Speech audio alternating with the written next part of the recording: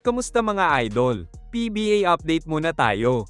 Terra Firma Jeep lalo nga bang lumakas sa pagkakakuha nila kay Vic Manuel at Terence Romeo? Bakit mo kayatang nag-downgrade ng lineup ang SMB? Madami nga ang nagulat sa nangyaring trade sa pagitan ng Beermen at farm team na Terra Firma mga idol.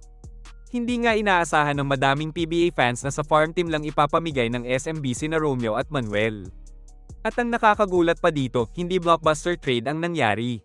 Nakuha ng SMB si Wami Chongson na ngayon ay 33 years old na at di hamak na mas kulang ang athleticism kumpara kay Terence Romeo.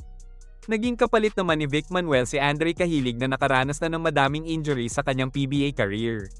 Madami ang nagsasabi na kailangan na ng SMB ng malaking pagbabago sa koponan pero tila mukhang humina pa ang lineup nila ngayon mga idol. Makakatambal ni na Romeo at Manuel sina Christian Standhardinger at Stanley Pringle na bubuo sa Big Four ng Terra Firma.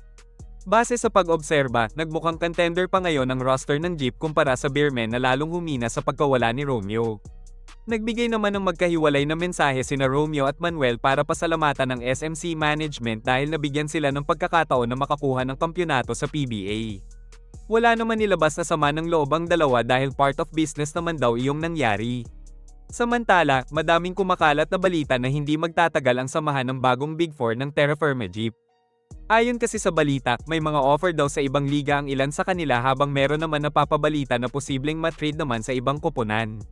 Si Vic Manuel ay napabalitang maglalaro sa MPBL dahil pa-expire na din ang kanyang kontrata sa SMB. Si Terence Romeo naman ay posibleng maglaro sa abroad dahil matagal na daw ang offer na yun sa kanya mga idol. Si Sistan naman ay napapabalitang kukunin ng TNT Tropang Giga habang si Pringle ay posibleng bumalik sa dati niyang koponan na Northport Batang Pier.